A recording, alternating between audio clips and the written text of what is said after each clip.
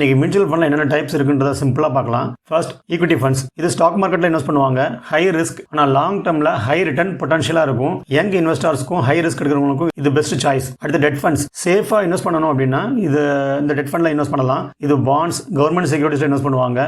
Low risk, stable returns இருக்கும். எஃப்டிக்கு ஆல்டர்னேட்டிவா use பண்ணுவாங்க.